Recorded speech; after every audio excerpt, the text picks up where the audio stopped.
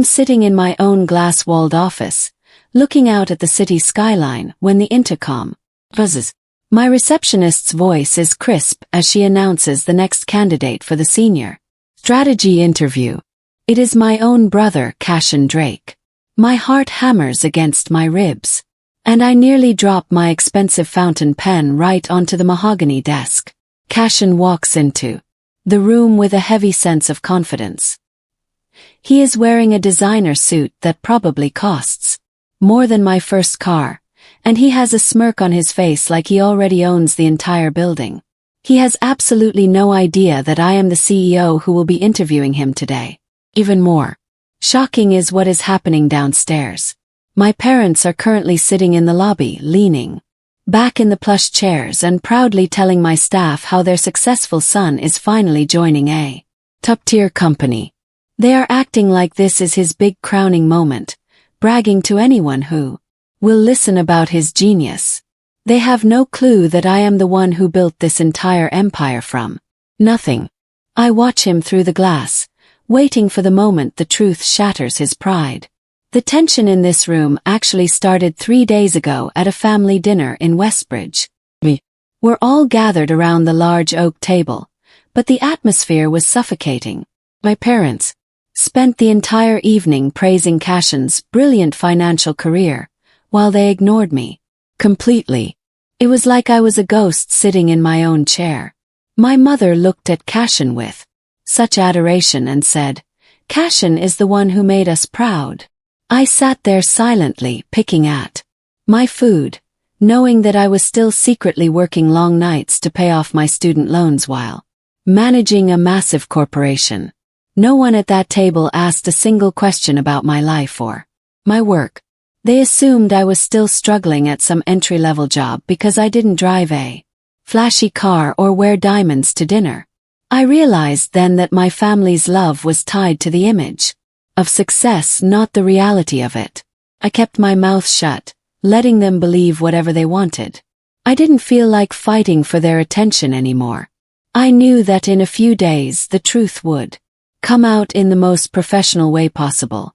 I run Viral Dynamics, a tech finance company that is currently growing faster than any of our competitors. My name is intentionally absent from all public listings because I made that choice early on. I wanted peace and a quiet life, not the constant glare of media attention or the fake friends that come with a big title. I have always believed that true power doesn't need to shout to be heard. However, in my family this invisibility was a huge mistake. Because I didn't brag or show off my wealth, they mistook my quiet nature for a total lack of ambition. They saw my silence as failure. While I was closing multi-million-dollar deals and managing hundreds of employees, my parents were telling people that I still hadn't found my path. It is a strange feeling to be the most successful person in a room while being treated like the least important. Built Viral Dynamics with my own sweat and late-night coding sessions, and I kept it a secret, because I wanted to see if they would ever love me for who I am, not for what I own. Unfortunately, I got my answer at that dinner. Cassian has always been the golden son in our household. From the time we were kids, he got everything he ever wanted.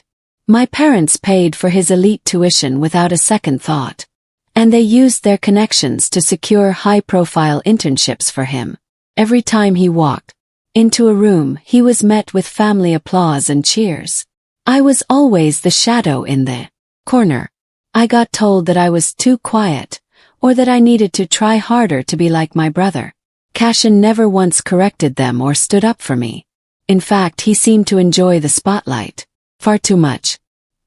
He would sit back and soak up the praise, occasionally throwing a pitying look my way just to make sure I knew my place. He grew up believing that the world owed him a high-ranking position just because he existed. He never had to struggle or build anything from the ground up like I did. Now he is walking into my territory expecting the same easy ride he has had his entire life. He thinks this interview is just a formality before he takes his seat in the executive lounge. The situation truly began to escalate when Cassian's job application landed on the desk of my hiring team. He was applying for a senior strategy role, a position that requires deep knowledge and actual results. My HR team flagged it almost immediately because it was full of red flags. His resume had several overqualified claims that seemed too good to be true, and there were suspicious gaps in his job history that he didn't explain. I looked at the digital file and recognized his arrogant style instantly. He had used big, flashy words to describe very small achievements, trying to trick the system into thinking he was a visionary leader. He probably thought that a company like Viral Dynamics wouldn't dig deep into his background. He assumed that his designer suit personality would get him through the door. My HR director was ready to toss the application in the trash, but something stopped me. I felt a surge of curiosity. I wanted to see exactly how he would act when he realized he was standing in the house I built. I told the team to move him forward to the final round with the CEO. My board of directors was confused when they saw I hadn't rejected him instantly. They know my standards are incredibly high, and Cassian's resume was clearly inflated. They expected me to send a standard rejection letter and move on. Instead, I chose to approve a formal, in-person interview. I told them it was for internal research purposes, but deep down it wasn't out of kindness at all. I was fueled by a strange mix of curiosity and a desire for the truth to finally be seen. I wanted to see if Cassian would actually lie to my face the same way he lied on paper. Wanted to know if he had any real skills buried under that designer suit. It was a risky move, but as the owner of the company, I had the final say. I set the date and time, ensuring that I would be the only one in the room with him. I knew that this meeting would either bridge the gap between us or burn it down forever. I spent the night before the interview reviewing his actual performance records from his previous jobs, and the results were even worse than I expected. The day of the interview arrives, and my parents are already making a scene. Cassian decided to give them a VIP visit to the company headquarters before his meeting. He acted like he had arranged the whole thing himself, leading them through the high-tech lobby and pointing at the art on the walls. They assumed he was already a part of the leadership team. I watched them on the security feed from my office. My mother was touching the marble counters and whispering to the receptionist about how her son was joining leadership soon. It was embarrassing to watch. Cassian was nodding along, soaking up their pride as if he had already earned the job. He was leading them on a tour of a building he didn't have access to, and my staff was too polite to stop them. They were so blinded by their favoritism that they didn't even notice the company logo was based on a design I had created in our childhood basement. They were walking through my dream, giving all the credit to the man who had done nothing to help me achieve it. I stand by my window and look down at the lobby, watching the three of them. My mother waves at Cassian as he adjusts his tie, looking at him like he's already been hired as the savior of the company. He doesn't correct her or tell her that he's actually nervous. He just flashes that smug smile and walks toward the executive elevators. I stay hidden behind my glass walls, invisible as always. It is a powerful feeling to be the one holding all the cards while they are playing a game they don't even understand. I wonder how they will react when they realize the daughter they ignored is the one they are now begging for a paycheck. I sit back down at my desk and straighten my files. I have his resume in front of me, marked with red ink where he lied about his previous salaries and titles. The elevator dings, signaling his arrival on the top floor. Receptionist gives him a polite nod and points toward my door. This is the moment where the golden sun enters the lion's den. I take a deep breath and wait for the door to open. Cassian enters my office with a swagger that makes me want to roll my eyes. The room is dimly lit, and I am sitting behind a large desk that casts a shadow. He doesn't recognize me at first, because he isn't really looking at me. He just sees a female executive in an expensive chair. He assumes I am just a high-level HR representative or an assistant to the real boss. He starts to flirt with a strange kind of confidence, using his charm to try and win me over before the questions even start. "It's a pleasure to be here," he says, leaning back in the chair like he's at a lounge. He starts talking about his extensive background in strategy, using all the buzzwords he practiced. I stay silent, letting him dig his own grave with every word. He is so focused on his own performance that he doesn't notice the family photos on the shelf behind me or the specific way I am holding my pen. He treats me like a stranger he needs to impress, never imagining that I am the person who knows all his secrets. The air in the room is thick with his arrogance. I decided to break the silence by asking him some very specific technical questions about his own resume. I ask him to explain the data models he supposedly built at his last firm. He hesitates, his smile faltering for just a second. My tone stays perfectly calm and professional, but the questions get harder and more detailed. I ask about the job gaps he tried to hide and the projects that failed under his watch. He starts sweating, tugging at his designer collar. He tries to pivot the conversation back to his leadership skills, but I don't let him. I want to see him struggle with the reality of his own lack of preparation. He is stammering now, realizing that his charm isn't working on me. He looks at me with a bit of annoyance, probably wondering why this HR woman is being so difficult. He has no idea that I am checking his answers against the secret reports I have on my screen. Every lie he tells is a nail in the coffin of his application. He thought he could bluff his way through, but he finally met someone who knows the game better than he does. I lean forward into the light and ask him one final question. Do you know who founded Viral Dynamics?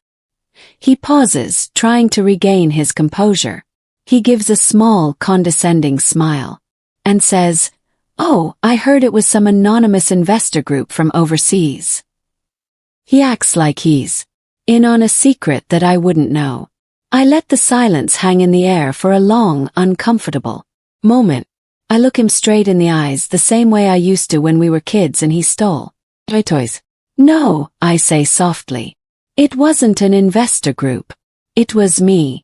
The color drains from his face so fast it's almost comical. He stares at me, his mouth hanging open slightly. He looks at my face, really looking at me for the first time since he walked into the building. The realization hits him like a physical blow. He looks around the office, seeing the scale of the company and the luxury of the room, and then looks back at his failure of a sister. The smirk is gone, replaced by a look of pure, unadulterated shock. Cassian's entire expression freezes in time.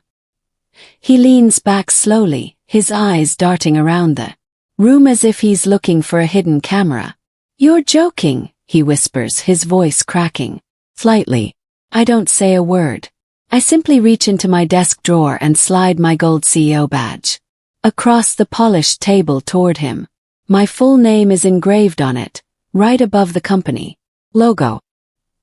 He picks it up with trembling hands, staring at the letters as if they are written in a foreign language. He looks at me and then back at the badge and then back at me. He realizes that the person he has been trying to charm is the same person he has spent his entire life looking down on. The silence in the office is absolute. He looks like he wants to run out of the room, but he is stuck in the chair, paralyzed by the truth. All the lies on his resume are now sitting between us, exposed and pathetic. He realized that he didn't just walk into a job interview. He walked into a reality check that he never saw coming. In this moment of silence, I can almost see the memories flashing across his face. He is suddenly remembering every single time he mocked me for not being ambitious enough. He remembers the dinners where he bragged about his fake success while I sat there silently. He remembers telling our parents that I would probably always need help with my bills. Confidence that he walked in with has completely drained from his face. He looks small now, even in his expensive suit. He looks like the little boy who used to cry when he didn't get his way, but now there is no one here to save him. He realized that the invisibility he mistook for failure was actually a shield I used to build something he could never understand. He is looking at me with a mixture of fear and newfound respect, but mostly he just looks ashamed. He knows that I have seen every lie and heard every insult, and yet I am the one sitting in the power seat. The golden sun has finally been eclipsed by the sister he tried to bury in the shadows. Suddenly, the intercom buzzes again, breaking the tension. My security team informs me that my parents are at the front desk, requesting access to the executive floor. They want to be there to congratulate their son on his inevitable new job. Cassian's eyes go wide with panic. He realizes that he hasn't told them I am the one interviewing him. He hasn't told them that I am the Theo. He looks at me with pleading eyes, probably hoping I will hide him or let him slip out the back door. But I am not going to do that. I want them to see the whole picture. I want the truth to be out in the open for everyone to see. I tell security to let them up immediately. Cassian slumps in his chair, his head in his hands. He is trapped between the lies he told our parents and the reality of the woman sitting across from him. He knows that in a few minutes his entire world is going to explode, and he has nowhere left to hide. I sit back and wait for the elevator to bring the rest of the family into my world. Downstairs, the lobby is still buzzing with my mother's voice. She is proudly announcing to anyone who will listen, "Our son is about to be hired here." She is acting like she's the one who built the company, basking in the reflected glory of her favorite child.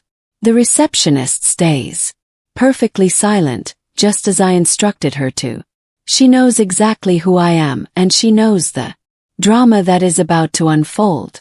My parents walk toward the elevators, their heads held high, convinced that they are finally entering the elite world they deserve. They have no idea that the elite world was created by the daughter they barely bother to call on her birthday. They are stepping into a building that represents years of my hard work, and they think they are there to claim a prize for someone else.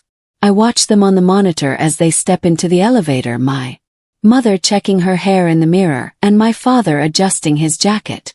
They are ready for a celebration, but they are about to receive a lesson in humility that they will never forget. The elevator dings on the top floor, and the doors slide open. I decide it is time to face them, so I step out of my office and into the executive hallway. My parents are walking toward me, their faces full of joy, but then they stop dead in their tracks. They finally see me standing there in my professional attire, surrounded by my assistants and directors. Confusion hits their faces first, their brows furrowing as they try to figure out why I am in this building. Then a flicker of recognition passes through my mother's eyes. Finally, total denial sets in. "What are you doing here?" my father asks, his voice sharp with suspicion.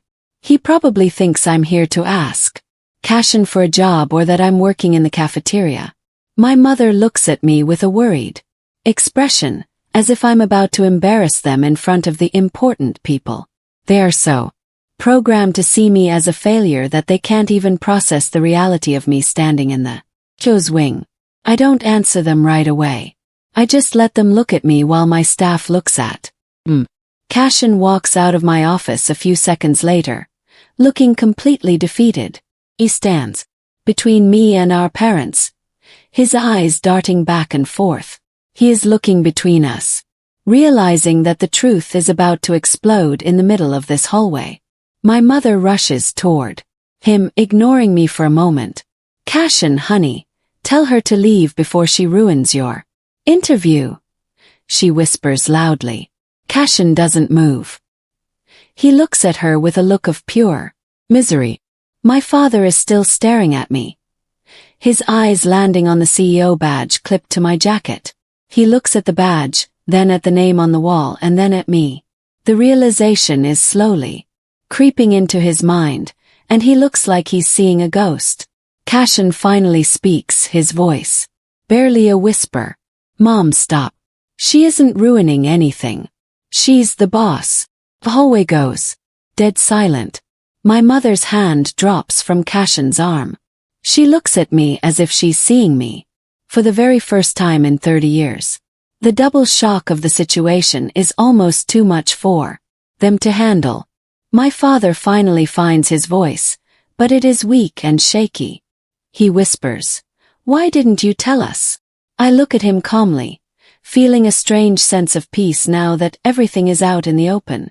"You never asked," I answered simply. It is the absolute truth.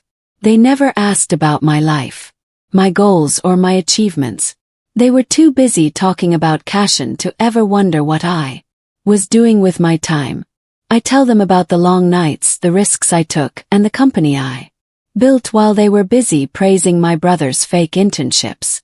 My mother looks like she's about to cry, but I don't feel the need to comfort her. They made their choice a long time ago, and now they have to live with the consequences of their favoritism. They are standing in my building surrounded by my success, and they feel like strangers. My father looks down at the floor, unable to meet my eyes. He realized that they have been worshipping a false idol while ignoring the real powerhouse in the family. The collision of their expectations and the reality of my life is finally complete. For the first time in our entire lives, Cassian actually lowers his voice and speaks to me without any arrogance. He looks at the vast office, the dozens of employees working at their desks and the high-tech equipment, and he shakes his head in disbelief. "I didn't know you built all this," he says softly. There is a note of genuine awe in his voice that I have never heard before. He realized that while he was busy pretending to be successful, I was actually doing the work. He looks at me with a new kind of clarity, seeing the strength and the intelligence that he always tried to ignore.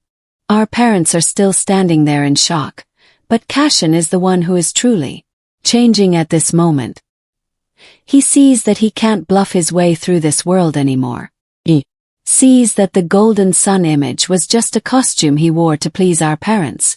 He looks at his own resume, which is still clutched in his hand, and he looks like he wants to tear it up.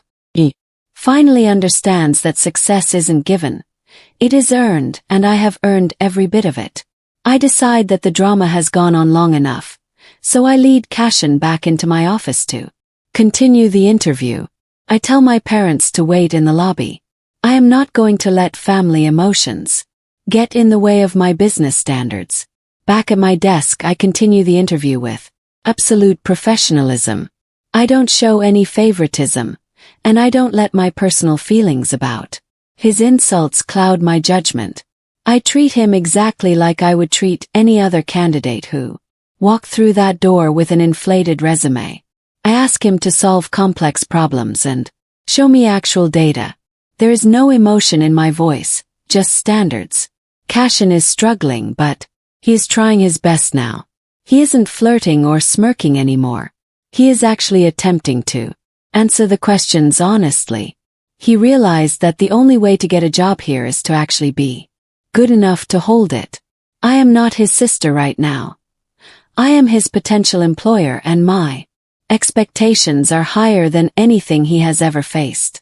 I am giving him a fair shot, which is more than he ever gave me. After an hour of intense questioning, the results are clear. Cassian fails to meet 3 of the core evaluation criteria for a senior strategy role. He doesn't have the technical depth or the proven track record of managing large-scale budgets that we require. My HR director, who has been watching the interview through the internal feed, sends me a formal recommendation for rejection. She points out that his skills are more suited for a mid-level role at best. Cassian sits there, looking exhausted and defeated. He knows he failed. He knows that his designer suit and his family name mean nothing in this office. He is waiting for me to deliver the final blow. He expects me to take my revenge by laughing at him and sending him away with nothing. I look at the rejection recommendation on my screen and then back at my brother. I have a choice to. I can be the person they thought I was, or I can be the leader I actually am. Take a moment to think about the future of this company and the future of my family. I pause for a long moment, letting the silence build. Everyone in the building who knows what is happening is probably expecting a revenge rejection. They expect me to throw him out for all the years of mistreatment. But I am not that person. Instead of rejecting him, I offered him a junior analyst position. It is a role that requires a lot of hard work, long hours, and absolutely no executive perks. I tell him that he will have to undergo conditional training and that he will be monitored closely by a supervisor. He won't have a corner office, and he won't be in charge of anyone. He will have to start at the bottom and prove himself every single day. Cassian looks at me in total shock. He didn't expect a job offer at all, let alone one that puts him at the entry level. I tell him that this is the only way he will ever learn what it actually takes to succeed in this industry. He has to decide if he is willing to swallow his pride and actually work for his future. This is his chance to stop being a golden son and start being a professional. When my parents hear about my decision, they are absolutely shocked and even a little bit outraged. They march back into my office, their faces red with indignation. You're hiring your brother as junior staff. My mother cries. She thinks it is an insult to his talent and his status. My father tells me that I am being petty and that I should give him a leadership role because of family loyalty. I look at them with a cold, clear gaze. My response is simple and firm. He has to start somewhere. I explain that I am not running a family charity. I am running a world-class company. If Cassian wants to be a leader here, he has to earn it just like I did. I tell them that their favoritism is what made him think he could lie on a resume in the first place. They are forced to go quiet because they have no argument against the logic of hard work. They realized that their power over me is gone. I am the one setting the rules now, and those rules apply to everyone, including their favorite son. They are finally seeing the consequences of the way they raised him. To everyone's surprise, including my parents, Cassian quietly accepts the offer. There is no arrogance left in his voice when he says, "I'll do it." He realized that this is his only real chance to fix his life and his career. He looks at our parents and tells them to stop arguing. He tells them that I am right and that he needs to learn how to actually do the work. My parents are forced to confront years of their own favoritism in that single moment. They see their golden son choosing to work under the sister they ignored. It is a massive shift in our family dynamic. The pride they had in him is now mixed with a heavy dose of reality. They see that they were wrong about both of us. Cassian shakes my hand, not as a brother looking for a handout, but as a new employee ready to start his training. I see a spark of something new in his eyes, actual determination. He is finally ready to put down the designer suit and pick up the data. My parents leave the office quietly, looking smaller and more humble than I have ever seen them. Weeks later, the new balance in our lives is starting to take shape. Cassian is working hard, under strict supervision, and there are absolutely no shortcuts allowed. He is staying late, asking questions and actually learning the business from the ground up. My parents visit the office again, but this time they aren't bragging to the receptionist. They come in quietly and watch both of their children working. For the first time they see both of us clearly, not as a golden son and a failure, but as two individuals with different strengths. Cassian doesn't brag when he sees them.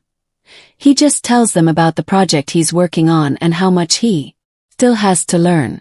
He listens to me when I give him feedback during our weekly reviews. I no longer feel invisible in my own family. I finally feel seen and respected for the person I actually am. We still have a long way to go, but the glass walls of my office are no longer a barrier. They are just a part of the house we are finally building together. I sit at my desk looking at my family, and for the first time I feel like I am truly home.